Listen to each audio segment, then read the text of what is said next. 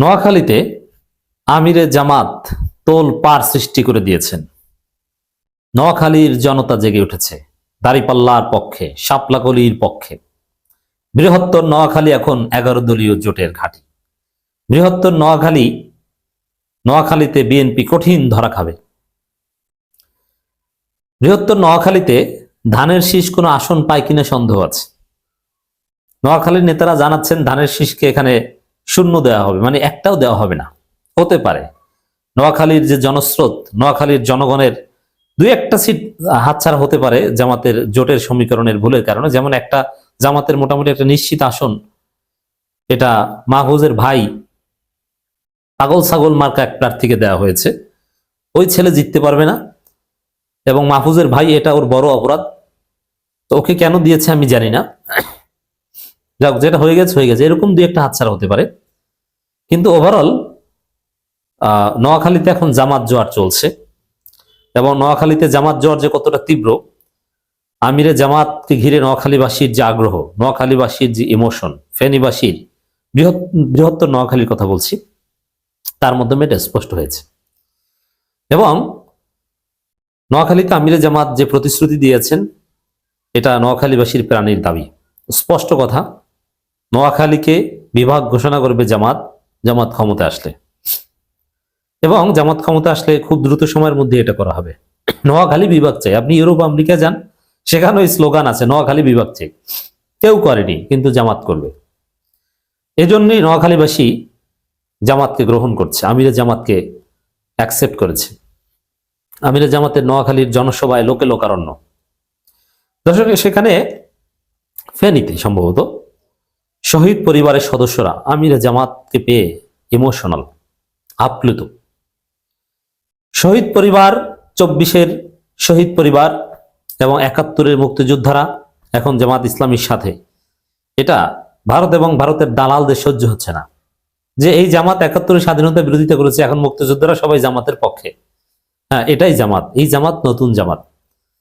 1971 সালে জামাত স্বাধীনতা বিরোধিতা করেছিল বলে তাদের অনুতপ্ত বেশি। এ কারণে মুক্তিযুদ্ধ এবং দেশের স্বাধীনতা সার্বভৌমত্বের প্রতি জামাতের শ্রদ্ধা অন্য যে কারো চাইতে বেশি, কারণ তাদের দুর্বলতা আছে। এই কারণে এখানে আর ভুল করতে পারে না। মুক্তিযোদ্ধাদের জামাত সবচেয়ে বেশি সম্মান করে। জামাতের চাইতে অন্য কেউ মুক্তিযোদ্ধাদের সম্মান করে না।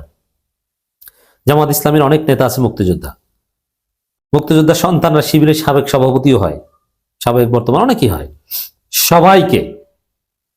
এবং এই যে ভিপিজিএসদের মধ্যেও আছে মুক্তিযোদ্ধা সন্তান শিবিরের। এদেরকে একটা আলাদা রেসপেক্ট জামাত দেয়। এবং আমিরে জামাত শহীদ মুক্তিযোদ্ধা পরিবারের সন্তান। এখন এটা হচ্ছে অসম্ভবকে সম্ভব করার মতো।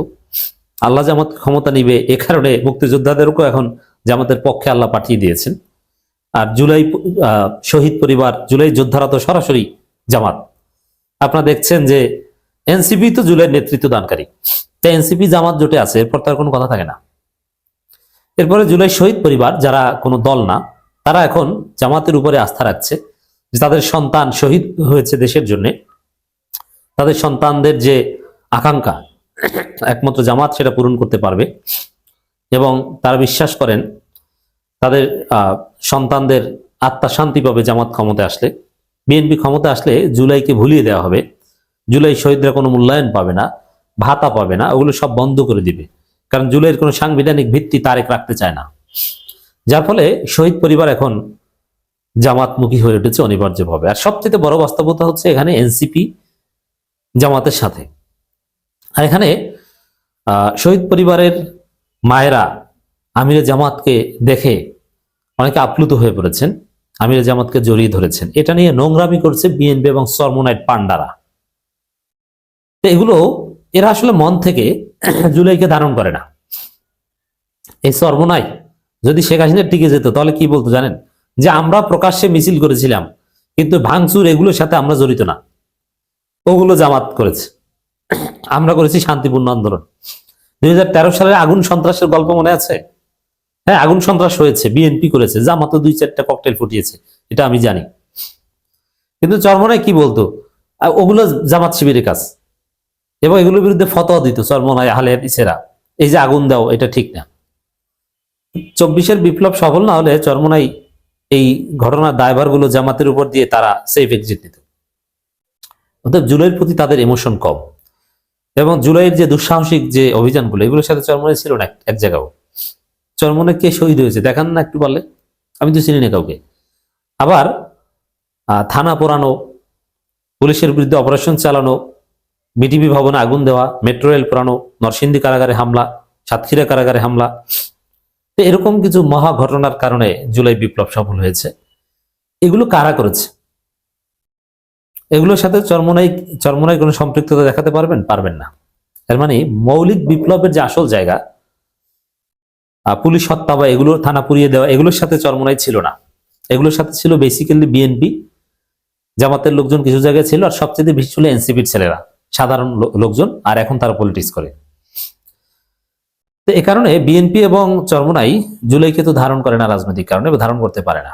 আর জুলাইয়ের শহীদ পরিবারের মায়েরা আমিরে জামাতকে দেখে আপ্লুত হয়ে পড়ে, এটা নিয়ে তারা নোংরামি করে, এটা তাদের হিংসা জ্বলে। আমি এর প্রতিবাদ জানাচ্ছি যে শহীদ পরিবারের মায়েদের নিয়ে এভাবে নোংরামি, এটা পলিটিক্যাল নোংরামি ছাড়া কিছুই নয়। এটা কোনো শরীয়তি দাওয়াতি কাজ না। আমিরে জামাত একজন মুরব্বী মানুষ, তার বয়স প্রায় 70-এর কাছাকাছি। তিনি নারীদের সাথে যথেষ্ট দূরত্ব রেখে একটা জায়গায় দাঁড়িয়েছেন। তো সেখানে কোনো একজন যথেষ্ট দূরত্ব রেখে কোনো একজন শহীদের মা ইমোশনাল হয়ে আমির জামাতকে জড়িয়ে ধরেছেন। এই যে জড়িয়ে ধরা, আপন কাউকে কাছে পেলে, এটা বাংলাদেশের একটা কালচার, বিশেষ করে মৃত্যুর সময় জড়িয়ে ধরে কান্না করা। এরকম একটা ঘটনা কোইন্সিডেন্টলি ঘটে গিয়েছে, এটা ইন্টেনশনাল কিছু নয়। আর এটা তো আমির জামাতের কোনো দোষ নয়, এই আবেগটা শহীদ পরিবারের ওই মার।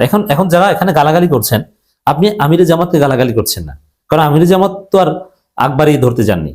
এখানে গালাগালি করছেন এক শহীদ পরিবারের, এক শহীদের মাকে। আজকে যারা এই ঘটনা নিয়ে নোংরামি করছেন, তারা একজন পর্দানশীল নারী, একজন পর্দানশীল, একদম মুখ আটকানো, পরিপূর্ণভাবে পর্দানশীল একজন নারী, এক শহীদের মায়ের বিরুদ্ধে নোংরামি করছে বিএনপি চরমোনাই। আমরা জবাব দিলাম এবং প্রতিবাদ জানিয়ে রাখলাম।